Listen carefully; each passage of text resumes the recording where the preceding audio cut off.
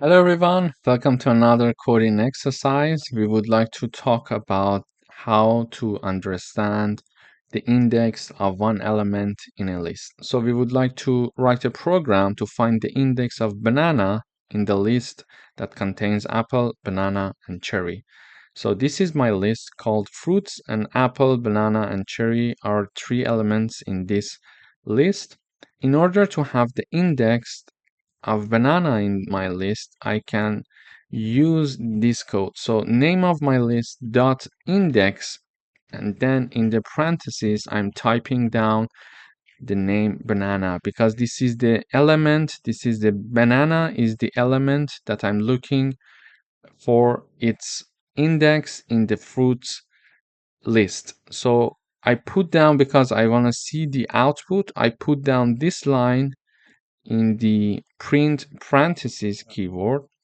So when I run this, it says 1. So it means that the fruits list is having the banana element at the index 1.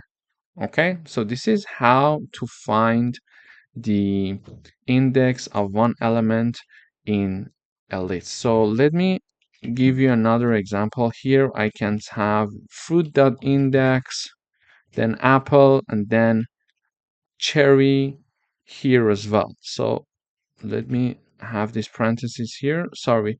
So I want to also know about the index of apple and also to know about the index of cherry. So when I run this code, I see 0 to be the index of apple, which is true, and I see cherry to be the index of 2, and it is true because this one is 0, this one is 1, and this one is indeed 2. It is very useful when we have a big list and we would like to check something specifically to see first if that item exists in our list, and then, okay, if it exists, what is the index of this item in my list? So, and then we would like to do some further, for example, operations on that element. This is how Python is making our life easier. We can use these functions to easily access anything in our list here. Thank you for watching.